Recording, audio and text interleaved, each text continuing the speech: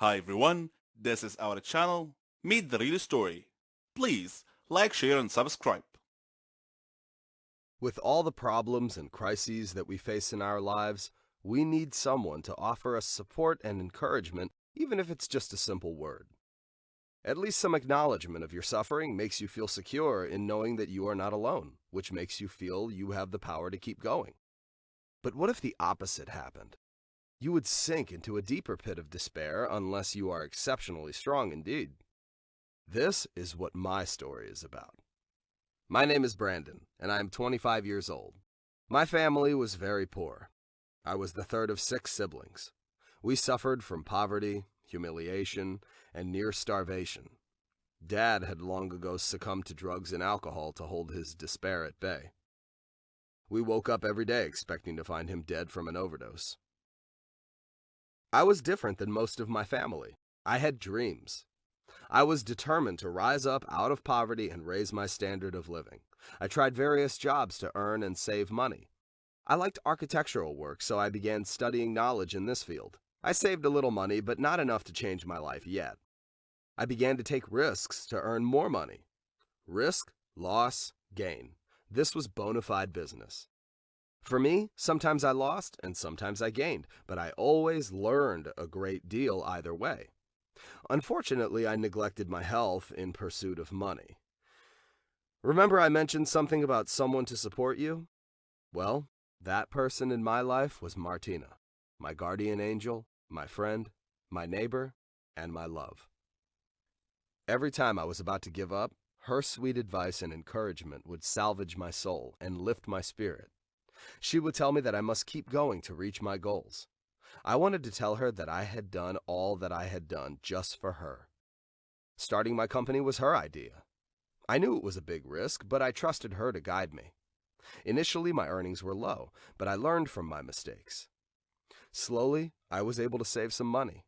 Step by step, Martina was with me all the way. Finally, I became a successful businessman and gained a modicum of wealth. Eventually, I grew from one company to several companies and owned 3 or 4 cars. My brothers worked for me and had their own money saved in the bank. I bought a new villa for Mom, including a number of housekeepers.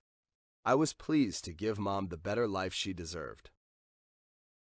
What's that, you ask? What about Martina? Did you imagine that I could forget about my inspiration and reason for living? No. We got married and lived together happily in a new villa. Despite all the problems at work, our relationship wasn't affected.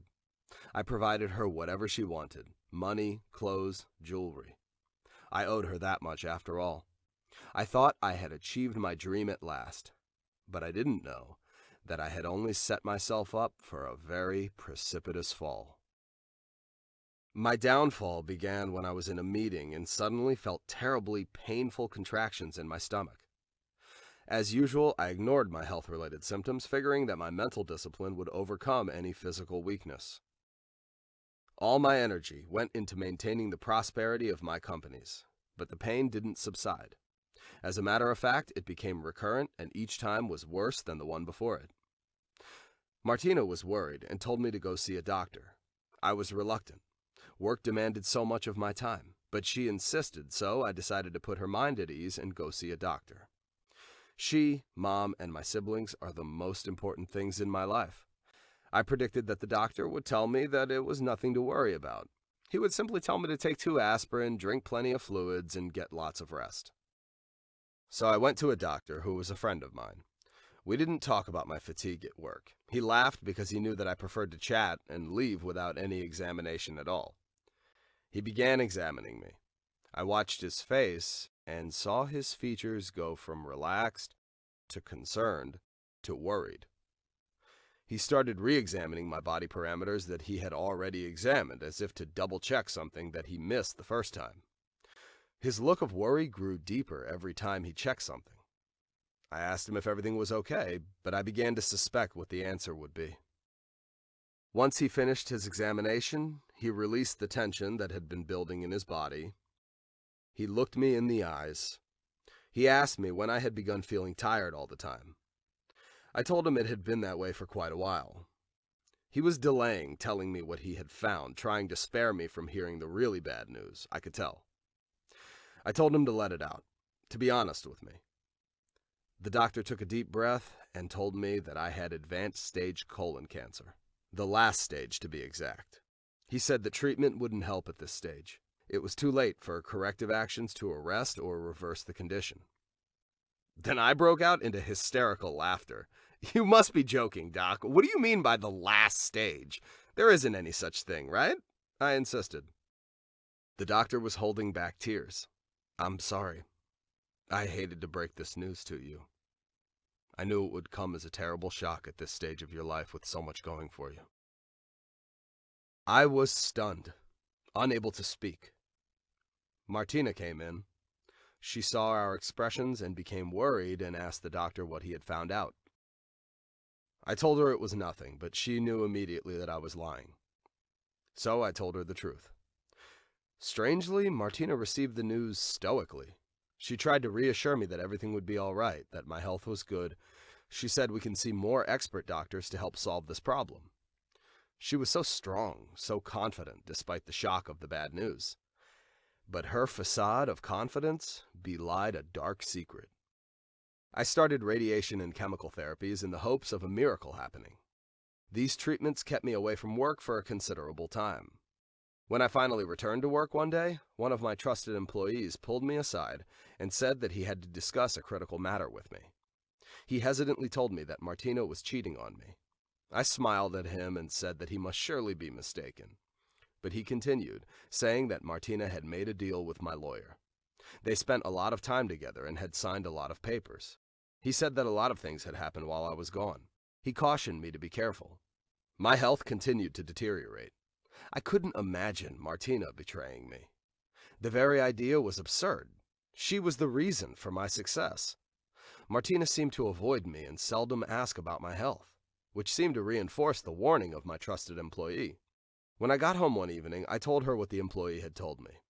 She denied everything, of course. What did I expect her to say? She said that she was just conducting routine company legalities with my lawyer. I told her that I needed her support during my chemotherapy because it was so physically and emotionally draining. Then I asked her why she was suddenly so busy when she had always been at my side before now. Her veneer dropped, and her response shocked me. And what kind of future do I have with someone whose days in the world are numbered? I was speechless, so she continued. I had to guarantee my future, she explained. I replied, but your future is with me. I love you. Love has no value now, she said. Money is everything. I had the lawyer sign ownership of all your companies over to me. I own them now, legally and officially. I looked at her as if I were seeing her for the first time. It was incredulous that Martina would do such a thing. She said, I'm sorry, but life is uncertain. You're fired. Now please go. I stared at her. I wanted to attack her, to strike her, to smash her greedy little face, but I couldn't. I was so weak from the cancer and the chemotherapy that all I could do was to stand there helpless and dumbfounded. So now I had returned to poverty with poor health to boot. I had lost my faith in people and lost confidence in myself. I was crushed, beaten, fallen. I didn't know what to do, but I was still hopeful that some miracle would happen, so I decided not to give up just quite yet. First, I had to recover. I knew a doctor who could perhaps cut out the cancerous part of the colon to extend my time on this earth a little bit longer. Unfortunately, the operation was expensive, and I was now penniless. I needed a plan B. I needed to get my money back, and I needed to regain my strength. I returned to my first small office when I was just starting out. I was armed with my experience and close relationships that I had carefully nurtured and cultivated over time. Would that suffice to start me over?